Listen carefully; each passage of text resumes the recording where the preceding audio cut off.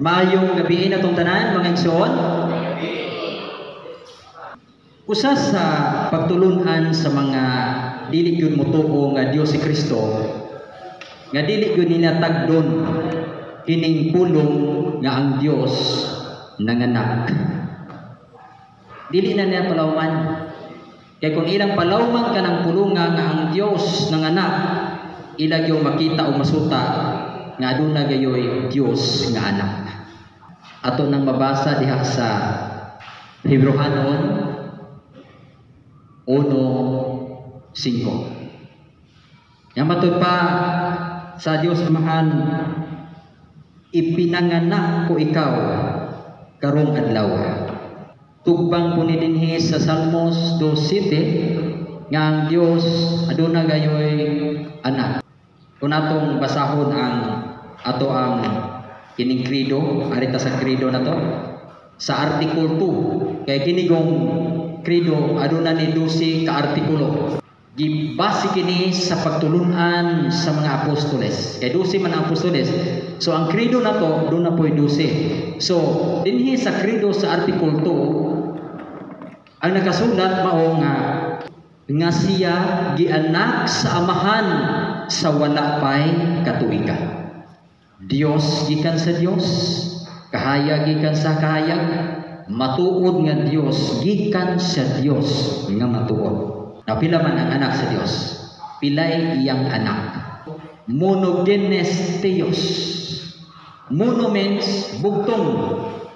Monogenes Theos, bugtong anak nga Dios. Matud pa dinhi sa mayong balita, wala magayoy nakaila sa Dios. Ang bugtong anak nga Dios nga pinangga kayo sa mahan ang magpaila kaniya. So klaro, ug ato gyud mabasa nga aduna gyoy anak ang Dios kay siya nanganak o bugtong nga anak. Now, diha sa blang kasulatan sa Lucas 1:43. Samtang si Elizabeth na puno sa Espiritu Santo, ibisita sa mahal nga Berhen. O ang mahal nga Berhen nagsabak sa lalang sa Espiritu Santo kinsa mga atong Ginoong Hesukristo. O sa magpusog at tingog si Santa Elizabeth na ingon, naunsa ba nga miduaw man kanako ang inahan sa ako Ginoo.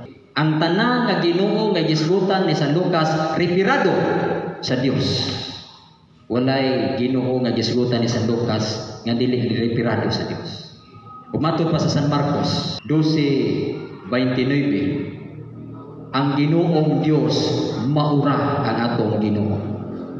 Nga sa tupak pag-ingon day ni Santa Elizabeth ngano kaha nga giduaw man kanako o biduaw man kanako ang inahan sa akong Ginoo, samara namingon siya. Ngano kaha nga biduaw man kanako ang inahan sa akong Dios. Kay Dios man ang gisabak ni Santa Maria. O diha sa panagnausab ni Propeta Isaias. Isaias 7:14, ang Dios muhatag gayud nato ilhanan. Ang usa ka babae magsampon og anak og usa ka lalaki o paganganlan siya Emmanuel. Unsa may katumanan ani sa panagna ni Propeta Isaias naa sa San Mateo 1:23. Aron matuman ang panagna sa propeta, ang usa ka babaeng ulay magsampon og anak o usa ka lalaki o paganganlan siya Emmanuel. Unsay kahulugan sa Emmanuel? Ang Dios uban kanato. God is with us. Ngano man God is with us man? Tungod kay usa kini ka panagna sa propeta nga gidasunan ni San Juan Evangelista.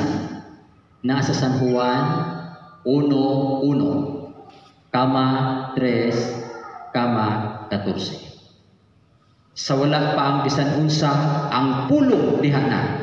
Kinsa maning pulong nga gisgutan ni San Juan? Si Kristo.